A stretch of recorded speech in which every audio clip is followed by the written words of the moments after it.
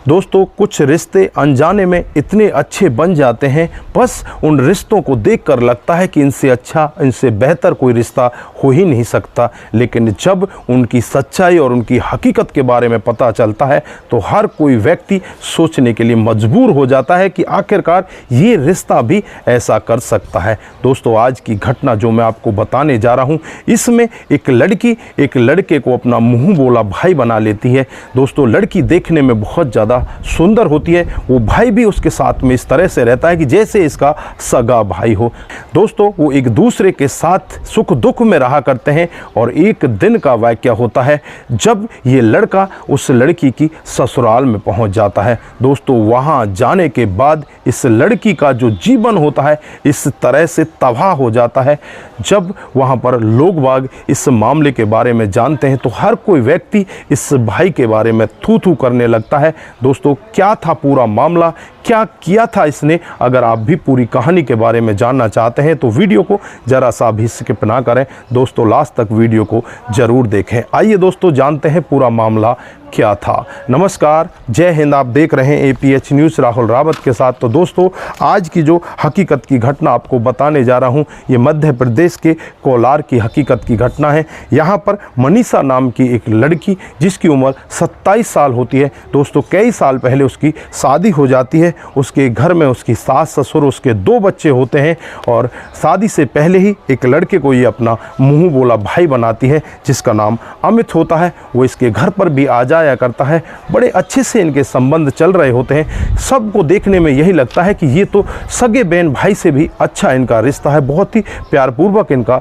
रिश्ता चल रहा है। दोस्तों एक दिन का वाक़या होता है जब अमित मनीषा के घर पर पहुंच जाता है। उस समय ना तो सास ससुर होते हैं, ना ही मनीषा का पति होता है, बच्चे स्कूल गए होते हैं। दोस्तों घर पर अकेली मनीषा होती है। मनीषा अमित को देखकर बहुत ज़्यादा खुश होती है और कहने लगती है कि भाई बड़े दिन के बाद आए हो, आओ बैठ जाओ, मैं आपके लिए चाय बना लाती हूँ। दोस्तों यहाँ पर अमित को बैठा दिया जाता है। उसके बाद मनीषा किचन के अंदर चली जाती है। जैसे ही मनीषा किचन के अंदर जाती है पीछे से अमित उसे पकड़ लेता, अपने हाथों में जकड़ लेता है। मनीषा उससे कहती है कि भाई तुम कर क्या रहे हो, मैं शोर मचा दूंगी, तुम्हारी बुद्धि खराब तो नहीं हो गई है, तुम ऐसा सोच भी कैसे सकते हो। यहाँ पर मनीषा के हाथ को पकड़ लेता है, उसके मुंह को दबा देता है और उसके बाद एक अपने जो कैमरा होता है उसको ऑन करता है और उसके साथ ज़बरदस्ती शारीरिक संबंध बना देता है। मनीषा रोती है, तड़फती है, लेकिन कुछ भी नहीं कर पाती। फिर यहाँ से जाने लगता है। जाने से पहले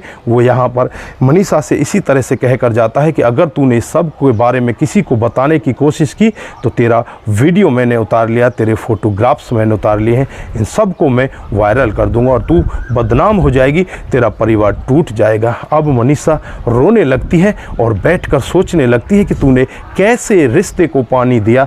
आज ये रिश्ता जो भाई का है वो आज इतना बड़ा यहाँ पर राक्षस बन जाता है, तेरे साथ ज़बरदस्ती गंदा काम कर जाता है। दोस्तों उसके बाद जब भी अमित का मन करता, जब भी मनीषा घर पर अकेली होती, वो उसके घर जाता और उसके साथ इसी तरह से संबंधों में होता। दोस्तों धीरे धीरे करके समय आगे बढ़ने लगता है। लगभग 1 से 1.5 साल का समय बीत जाता है।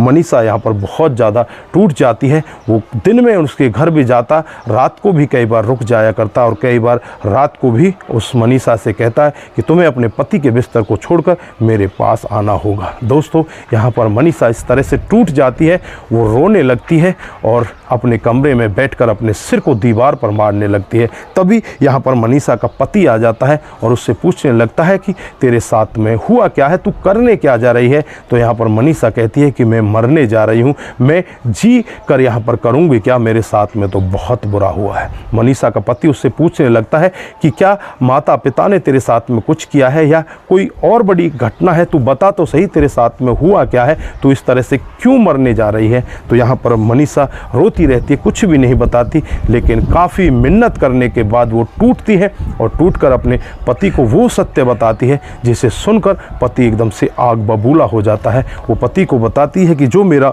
मुंह बोला भाई है अमित, वो मेरे साथ में 1-1.5 साल से इस तरह से संबंधों में है और जब भी उसका मन करे वो मुझे पकड़ लेता है, जब भी उसका मन करे वो मेरे साथ में गंदा काम करता है।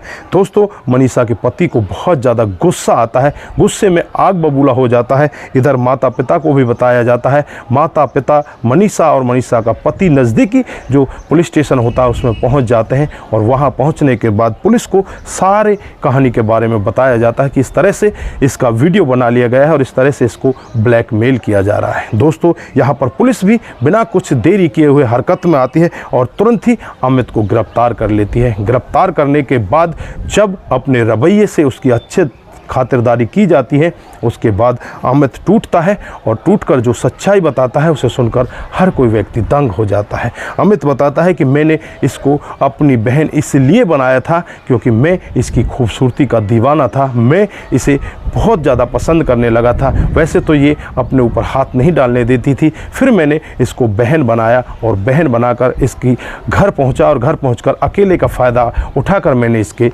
वीडियो बना लिए।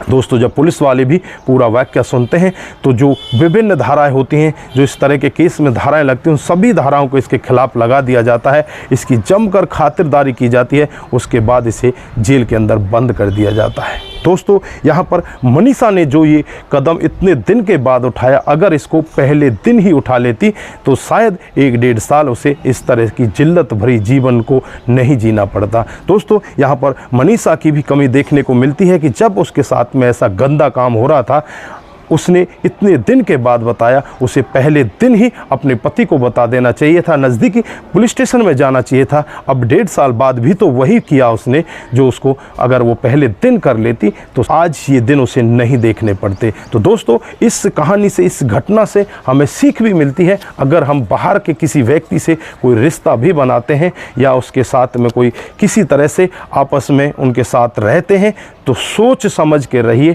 सोच समझ के रिश्ते बनाइए। यहाँ पर आजकल ऐसा युग चला हुआ है, किसी भी रिश्ते पर विश्वास नहीं किया जा सकता। आजकल सगे रिश्तेदार भी तो गंदा काम कर जाते हैं। ये तो बाहर का व्यक्ति था, मुंह बोला इसका भाई था, ये सोच सकती थी कि ये तेरे को बहन क्यों बना रहा है, इसका कोई ना कोई उद्देश्य तेरे साथ में जरूर छुपा हुआ है। तो दोस्तों, अपने आप को जागरूक करने की ज़रूरत है, अपने परिवार को सचेत करने की ज़रूरत है और इस कहानी को ज़्यादा से ज़्यादा लोगों के साथ शेयर करने की भी ज़रूरत है। तो दोस्तों, आज के लिए बस इतना ही। फिर मिलते हैं किसी नए मूड के साथ। तब तक के लिए आप अपना ख्याल रखें, परिवार का ख्याल रखें, सतर्क रहें, सावधान रहें और ऐसे क्राइम को अपने आसपास ना होने दें। नमस्कार, जय हिंद,